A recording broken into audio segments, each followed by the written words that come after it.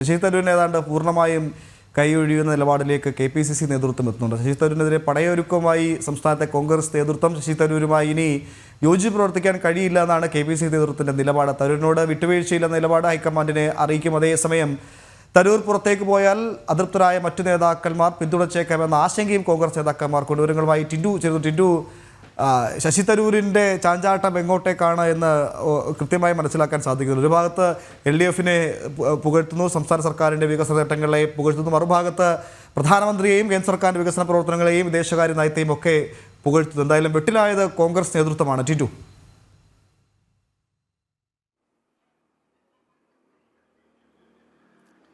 തീർച്ചയായിട്ടും ഉമേഷ്, കോൺഗ്രസിന്റെ പ്രവർത്തന സമിതി അംഗം കൂടിയായിട്ടുള്ള ശശി തരൂരിന്റെ ഭാഗത്തു നിന്നും തുടർച്ചയായിട്ടും ഇങ്ങനെ ഉണ്ടാകുന്ന നിലപാടുകളിലെ വ്യത്യാസമാണ് ഒരുപക്ഷെ കോൺഗ്രസിനെ സംബന്ധിച്ചിടത്തോളം ഏറ്റവും കൂടുതൽ പ്രതിസന്ധിയായിരിക്കുന്നത്. 2 ആഴ്ചകൾക്ക് മുന്നെയാണ് സംസ്ഥാന സർക്കാരിൻ്റെയും സംസ്ഥാനത്തിൻ്റെ വ്യവസായ നയത്തെ പറ്റിയിട്ടൊക്കെ പുകഴ്ത്തിക്കൊണ്ട് ലേഖനം എഴുതുകയും പിന്നെ അത് വലിയ രീതിയിലുള്ള ചർച്ചയാവുകയും KPCCയും KPCC നേതാക്കളും ഒക്കെ ഇടപെട്ട് അത് ഒരു സമവായത്തിലേക്കും അല്ലെങ്കിൽ ഒരു തർക്കമില്ലാത്തൊരവസ്ഥയിലേക്ക് കൊണ്ടെത്തിക്കുന്നത് ഇപ്പോൾ ദിവസങ്ങൾക്ക് മുന്നെയാണ്. വീണ്ടും കേന്ദ്ര സർക്കാരിൻ്റെ നയങ്ങളെയും കേന്ദ്ര സർക്കാരിൻ്റെ പ്രവർത്തനങ്ങളെയും കുറിച്ചും ഒക്കെ ആയിട്ടുള്ള ഒരു ശശി തരൂരിൻ്റെ ഒരു വേർഷൻ എന്ന് വേണമെങ്കിൽ തന്നെ പറയാം, അദ്ദേഹത്തിൻ്റെ ഒരു രീതിയിലുള്ള ഒരു പ്രതികരണവും ഒരു എഴുത്തും ഒക്കെ വന്നിട്ടുള്ളത്. അപ്പോൾ ഇത് ഒരു പക്ഷേ കോൺഗ്രസിനെ സംബന്ധിച്ചിടത്തോളം രാഷ്ട്രീയമായിട്ട് എതിർക്കാനുള്ള ശേഷിയെ ഒരു പക്ഷേ തകർക്കുന്ന രീതിയിലേക്ക് ആയിരിക്കുകയെന്നാണ് KPCCയുടെ വിലയിരുത്തൽ.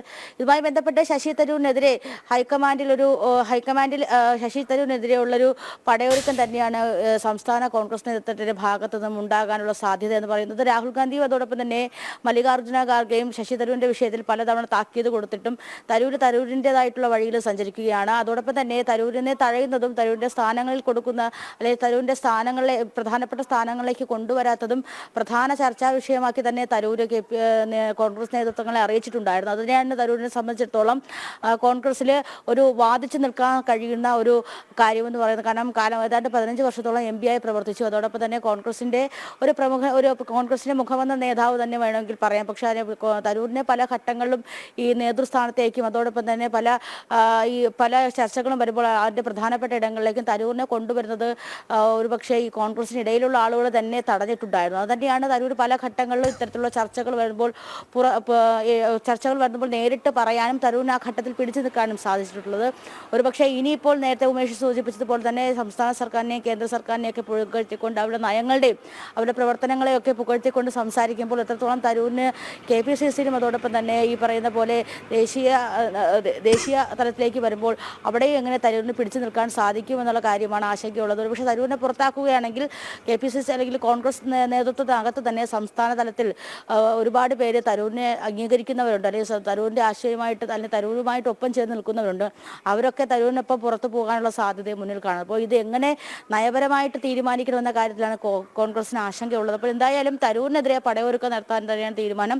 തരൂരിൻ്റെ നിലപാടുമായിട്ട് കോൺഗ്രസിലെ ചിലർക്കെങ്കിലും ഒരുമിച്ച് പോകാൻ സാധിക്കില്ല. അത് പരസ്യമായിട്ടൊക്കെ തന്നെ അതൃപ്തികളൊക്കെ വന്നിട്ടുള്ളത്. അപ്പോൾ ഈ ഒരു ഘട്ടത്തിൽ തരൂരിനെ എങ്ങനെയെങ്കിലും അല്ലെങ്കിൽ തരൂരിനെ ഈ വിഷയങ്ങൾക്ക് ഉയർന്ന തരൂരിനെ മാറ്റി നിർത്തിക്കൊണ്ട് ഒരു തീരുമാനത്തിലേക്ക് കടക്കാൻ തന്നെയാണ് ഒരുപക്ഷെ സംസ്ഥാന ഘടകത്തിൻ്റെ ഒക്കെ ഒരു തീരുമാനം. ഇതുമായി ബന്ധപ്പെട്ട് ഹൈക്കമാൻഡിനെ കാര്യങ്ങൾ അറിയിക്കുക എന്നതാണ് ഏറ്റവും പ്രധാനപ്പെട്ട കാര്യം. ഉമേഷ്, എന്തായാലും ശശി തരൂർ ഉണ്ടാക്കിയ തലവേദന ചെറുതൊന്നുമല്ല കോൺഗ്രസ് നേതൃത്വത്തിന്, KPCC നേതൃത്വത്തിന്. ഒരു ഭാഗത്ത് ഇടതുപക്ഷത്തെയും ഇടതുപക്ഷ സർക്കാരിൻ്റെ വ്യവസായ നയത്തെയും ഒക്കെ വാദോരാതെ പുകഴ്ത്തുന്നു, മറുഭാഗത്ത് കേന്ദ്ര സർക്കാരിൻ്റെ വിദേശകാര്യ നയത്തെയും ഒപ്പം പ്രധാനമന്ത്രിയും ഒക്കെ പുകഴ്ത്തുന്നു. അതുകൊണ്ട് തന്നെ തരൂരിൻ്റെ ചാഞ്ചാട്ടം എങ്ങോട്ടേക്കാണെന്ന് മനസ്സിലാക്കാൻ സാധിക്കുന്നില്ല KPCC നേതൃത്വത്തിന്. എന്നാൽ കൃത്യമായി നിലപാടെടുത്ത് ശശി തരൂരിനെ മാറ്റി നിർത്താൻ കഴിയുമോ എന്ന കാര്യത്തിലൊക്കെ എന്തായാലും അതൊന്നും അത്ര എളുപ്പമാകില്ല കോൺഗ്രസ് നേതൃത്വത്തിന്. ഹൈക്കമാൻഡിന് പരാതി നൽകിയാലും എത്രത്തോളം അത് എളുപ്പമാകുമെന്ന കാര്യമൊക്കെ വലിയ ചോദ്യമായി അവശേഷിക്കുന്നുണ്ട്. ടിൻഡുവാണ് വിശദമായ വിവരങ്ങൾ നൽകിയത്.